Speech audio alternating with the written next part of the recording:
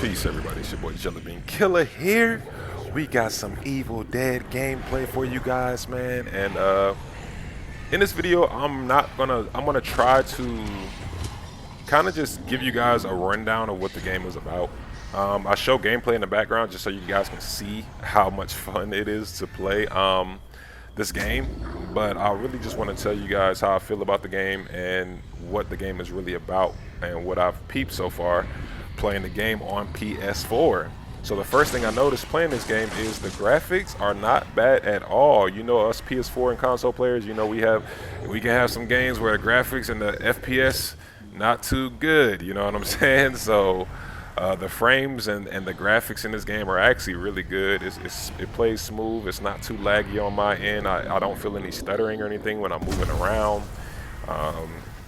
It feels really good so far. The color scheme, how the maps are set up, looks very good. Now obviously this will depend on what type of screen you have. I think this is a game that you can actually play on a TV screen. I don't think you don't have to have any crazy computer monitor or anything like that. Now because I used to play on PC myself before I damaged my PC, I have a computer monitor that I like to play all my PS4 games on, just because it does look a little bit better.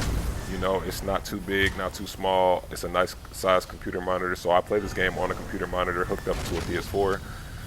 But like I said, if you want to just play on the TV, you don't need a gaming TV or anything like that. You can play on a regular TV, and I think it's going to look very good as well, because I did play this game like once on one of my TVs, and it actually wasn't bad. I think in this game right here, this gameplay, I've only played this game one time. But I did play it a lot in that one time. I think I played it for like about 6 hours in my first experience. I spent the first like 20 to 30 minutes of it just running around in the tutorial as a survivor, and just them going over what the game is, what you're supposed to do as a survivor. Right now they only have a survivor tutorial. They don't have a demon tutorial, unless I overlooked it. They don't have a demon tutorial. You just come in as a demon, and then you just got to figure stuff out as you go, which I think is a good thing, and I'll tell you guys later why I think that's a good thing that they don't have a demon tutorial.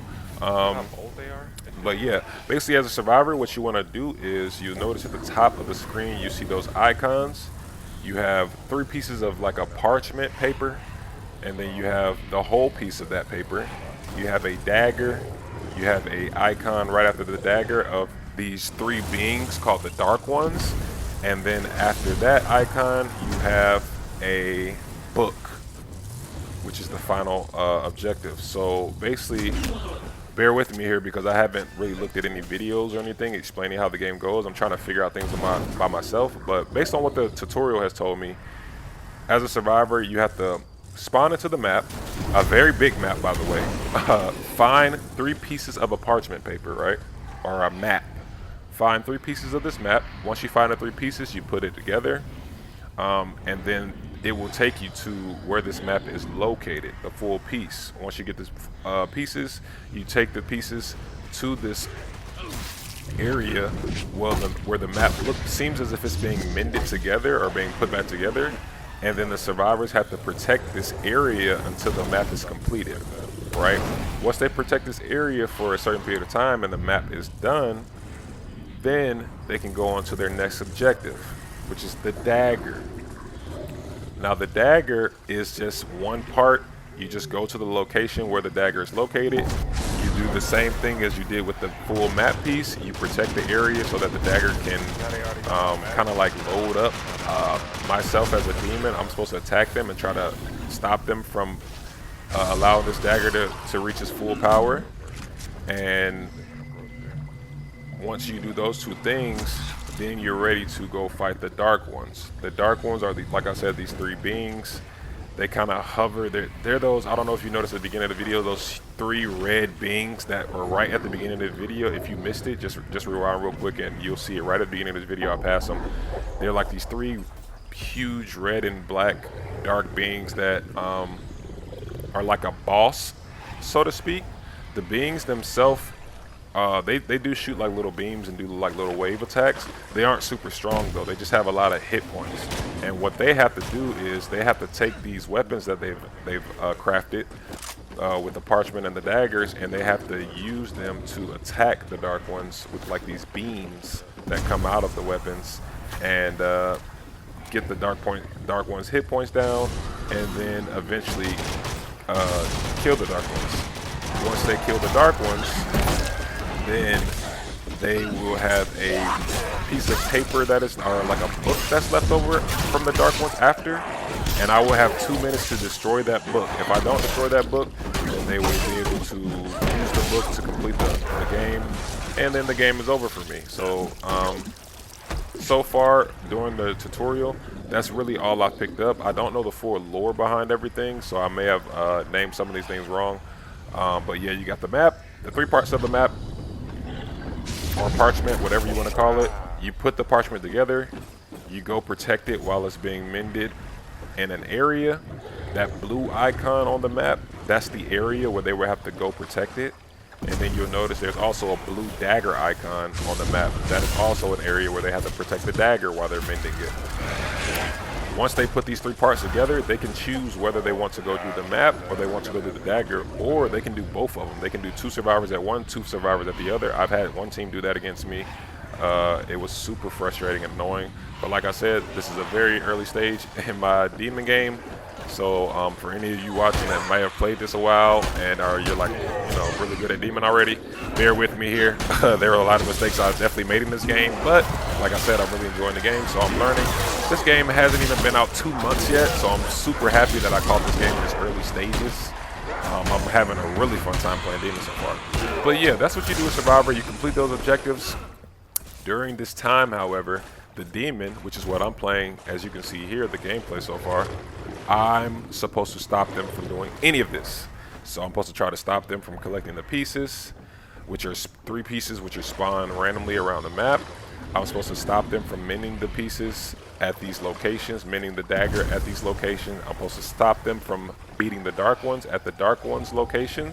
And I'm also supposed to try to destroy the final book at the end if they get that far. And if I can do any of those things, then I win the game. Now, the only way I can stop them is by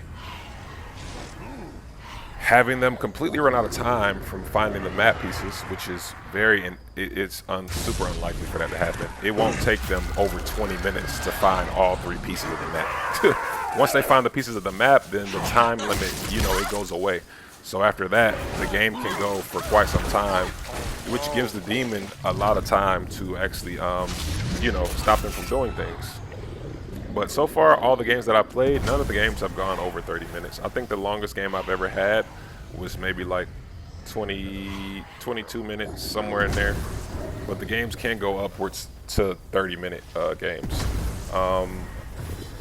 It just depends on the survivors. The survivors, they kind of set the pace of the game, if that makes sense, like how fast things are getting done. The demon sets the tone for the game, so how hard it is going to be for them to do it. So you basically set the difficulty level, if that makes sense.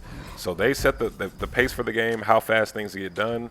The demon sets the tone for the game, how hard it's going to be for them to get these things done, depending on how good of a demon they are. So as you can see right here, I took advantage of one of the survivors being by themselves, and I was able to down her. Doing things like this, like downing her, she can bleed out. If I buy enough time for her to bleed out, she can completely die, and then they'll have to take her soul to a soul station and revive her. That's buying time for me to allow me to get stronger. It's making it harder for them to find these pages. As you can see, they don't even have 1 page yet so far. But yeah, you just want to buy time for them. As you see, I take over one of the survivors here, and I try to do a little bit of damage to one of the survivors.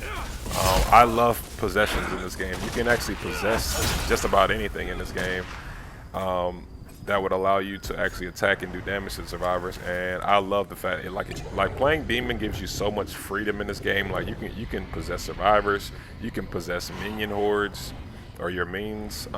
There are 2 types of minions. There are elite and they're regular minions. The regular minions are a lot faster and more agile. They can dodge like survivors, which is why I prefer to use them. I just feel like they're a little bit stronger, and their hit animations are a lot faster. So it's a lot easier for me to hit survivors that are trying to juke me.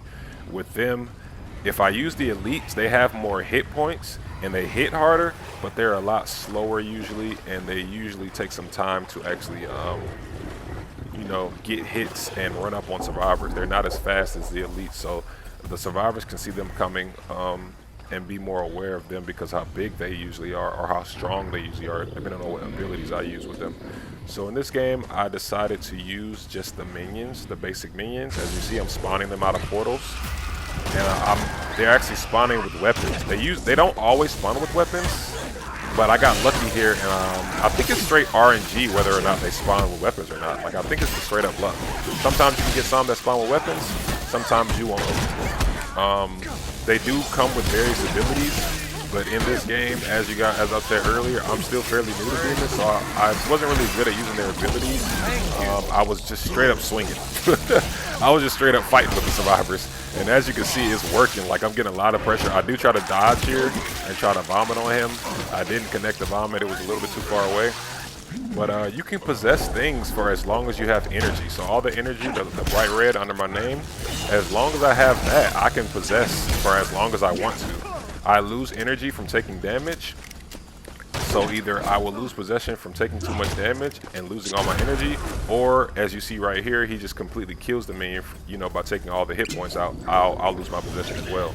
It's the same when I possess survivors. I'll either run out of energy, or if they attack the survivor I'm possessing long enough, it'll kick me out of their body. The survivor that they hit, though, they won't lose any damage or anything like that. So, like, if I possess a survivor and they attack that survivor won't lose their actual hit points. They'll just do damage to me, you know, the demon. They won't actually lose their own hit points from attacking each other. I feel like that would be a little OP, because you can literally just get survivors to kill each other, basically.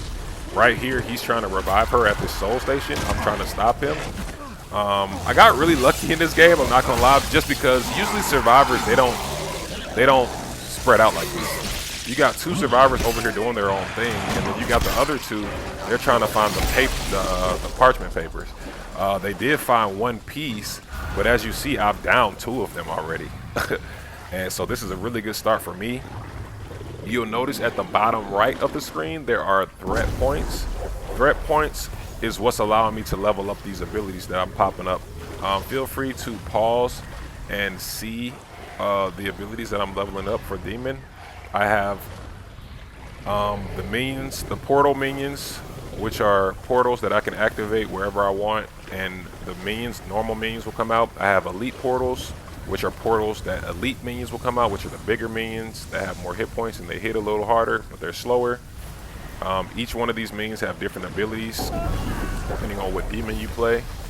I have a boss ability that I can unlock when I hit threat level 10, which you will see her come out. She's super strong with a bunch of various abilities.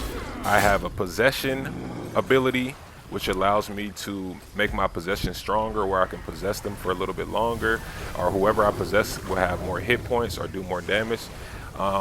It literally tells you straight up what, you know, when you level things up, you can actually read it and it'll tell you what it does. As you see right here, I spawned the boss in for the first time. I have 2 players dead, so I felt like this was a good time to try to take out the last 2 players. As you see right now, I have one ability active, which makes her fart, and I think it makes it hard for the survivors to see when they run through it. She has a grab ability, which each boss has. You can actually grab the survivor and do damage to them over time as long as you're holding them. And then, as you see, she hits like a freaking truck. So I got 1 survivor left. And this is basically GG's. You never want to get in a position where you have all your survivors dead and 1 survivor left with a boss up. But as you guys can see, I will make a video, try to go into detail of Demon. I just kind of want to throw some things in there just so you guys can kind of have an idea of how fun it is to play Demon, and all the stuff you have to look forward to when you actually play this character. Survivor is very fun as well. I just haven't played Survivor yet myself because, you know, I'm a killer main, you know, DBD, a killer main, Friday the 13th, love playing killer, like, you know, so immediately, naturally, I'm going to go into playing Demon. But I was able to get a dub here with Warlord, and as you can see, she's super strong. But yeah, like I said, I really love this game, guys, man. I hope you guys pick it up so we can get some games in. And I That's hope you how guys you enjoyed the do it. gameplay Dang. and the video. I hope you guys have a great rest of your day, and I will see you later. Peace out. Peace out.